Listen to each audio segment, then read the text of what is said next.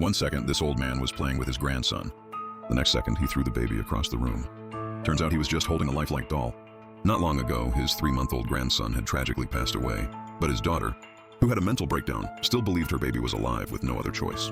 Following the therapist's advice, the family got a realistic baby doll, and whenever Anna was around, they all pretended it was a real baby. Surprisingly, the plan worked like a charm. Anna got back to normal pretty quickly. As a famous TV host, Anna was super career-driven to get back to work.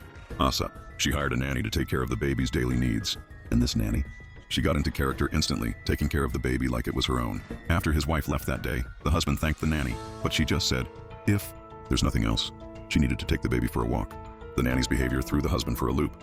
Now he was the only one at home who knew this was a fake baby. Something felt off to him, so he went through the nanny's stuff. But suddenly something pricked his hand. The nanny found a small voodoo doll. He put the doll back where he found it, but that night he discovered the voodoo doll hanging above the fake baby's crib. If that could be explained away as some religious thing, what happened next totally freaked Kevin out. That day the nanny said she had to step out, asked him to watch the baby thinking, it's just a fake doll. What's there to watch? He agreed without giving it a second thought. But here's where it gets weird. Right after the nanny left, he heard a baby crying through the monitor. He thought he was hearing things, so he rushed upstairs to check. But when he got to the crib, what he saw left him completely shook. The fake doll had turned into a real baby. When Anna came home, she wasn't surprised at all.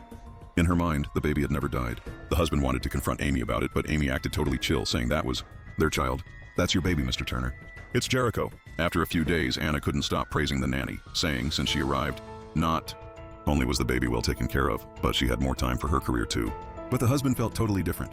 He was sure something was up with the nanny. So the next day he called his brother to figure out what to do about this baby situation when he first saw the living baby. Dom's reaction matched the husband's. Both were completely mind blown. To get to the bottom of this, Dom decided to meet the nanny himself. But the moment he laid eyes on her, Dom fell head over heels, completely forgetting why he was there. Seeing his brother was useless. The husband had to hire a private investigator to look into the nanny's background. We need a picture of this girl. Something we can show around our hometown. See if we can get a positive ID. But right at that moment, Amy's resume had vanished.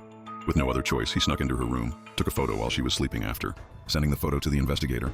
They headed to the nanny's hometown with help from local authorities. They quickly found the nanny's home address. What they saw when they got there left them completely stunned years ago in a massive fire. The nanny's house had burned down, leaving no traces behind. But the observant husband found a clue. The voodoo doll on the wall, identical to the one hanging in the baby's room. And weirdly enough, only the area around the doll showed no signs of fire damage. As they dug deeper, they uncovered something even more bizarre. Amy's entire family had died in that fire. No survivors. So who was this Amy working in their home? Why was she pretending to be Amy? And what was her real agenda?